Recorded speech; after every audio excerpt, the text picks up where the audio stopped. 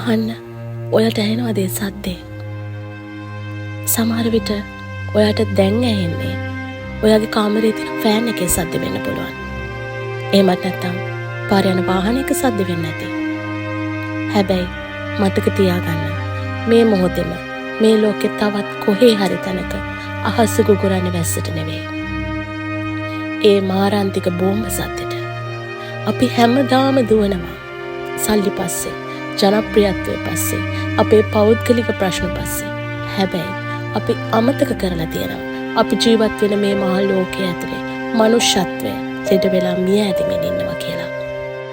අද මම මගේ සාමාන්‍ය මොටිවේෂනල් කතා පැත්තකින් තියලා ඔයාලත් එක්ක ෂෙයා කරගන්නේ මගේ පෞද්ගලික හීන ගැනවත්. අපි ජීවිතේ නැගිටින්නේ කොහොමද කියන එක ගැනවත් නෙවෙයි. අද මම කතා කරන්නේ අපි ගැන, මේ ලෝකය ගැන. එහෙනම් වෙනද වගේම අදත් ආදරෙන් පිළිගන්නවා The Art of Living podcast series එකට මගේ ආදරණීය යාළුවෝ හැමෝම. එන්න එකතු වෙන්න මනුෂ්‍යත්වය වෙනුවෙන් හඬක් නගන්න.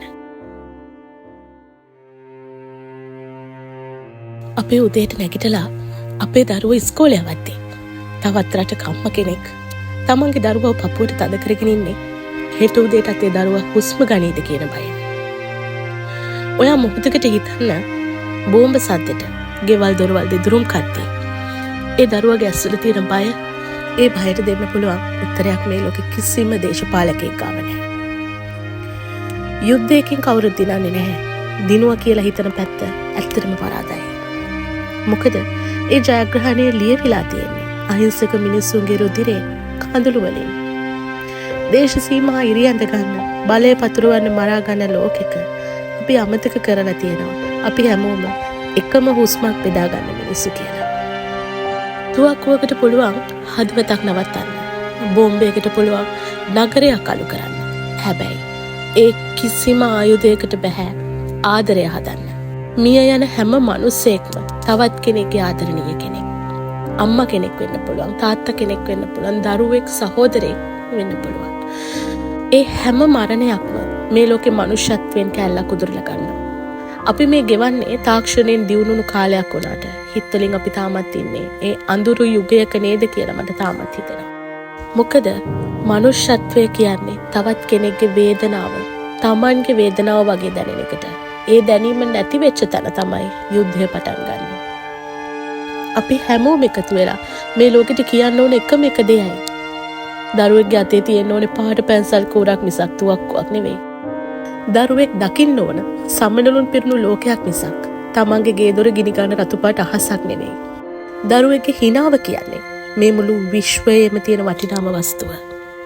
ඒ හිනාව ආරක්ෂා කරන්න අපිට බැරි නම් අපි මොනව දිනුවත් වැඩක් තියනවද?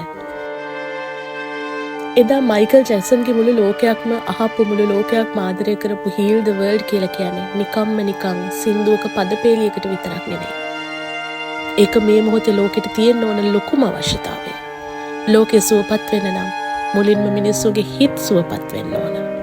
අපි බෙදෙන එක නවත්තමු. ජාති, ආගම්, දේශ සීමා මේවා අපිම හදාගත්ත වැටවල් විතරයි. ඒ වැටවල් වලින් එහා පැත්තේ ඉන්නේ ඔයා වගේම හුස්ම ගන්න, ඔයා වගේම වේදනාව දැනෙන තවත් මිනිස්සෙක් කියලා හිතන්න. ඔයාගේ දරුවා වගේම තවත් දරුවෙක් කියලා හිතන්න.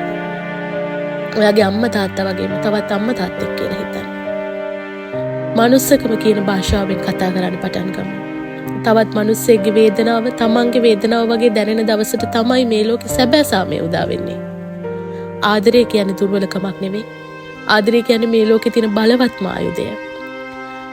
වෛරයෙන් වෛරය නොසන්සිදේ කියන ඒ උතුම් දහම අපි අද වචනයට විතරක් සීමා නොකර අපේ ජීවිතවලට ගමු. ලෝකේ කොහේ හරි තැනකපත් වෙන යුද ගින්නක් නිවන්න අපිට බැරි වෙයි. හැබැයි අපේ හිතේ තියෙන වෛරයේ ගින්න නිවන්න අපිට පුළුවන් වෙයි. ඒ පුංචි වෙනස තමයි මහා සාමයක ආරම්භය වෙන්නේ. මේ ගෙවෙන්නේ අපේ ජීවිතවල තියෙන කෙටි කාලයක් විතරයි. ලෝකේ කොහේ හරි තැනක යුද ගිනි මැද අසරණ වුණු ඒ පුංචි දරුවෙක්ගේ හීන හෙට උදේටත් ආයෙත් පණ ලබයි කියන ඒ ලොකු බලාපොරොත්තුවත් එක්ක අදට ගිහින් එන්නම්. පරිස්සමින් ඉන්න හැමෝටම ආදරේ පිරුණු සාමකාමී හෙටක් ලැබේවා.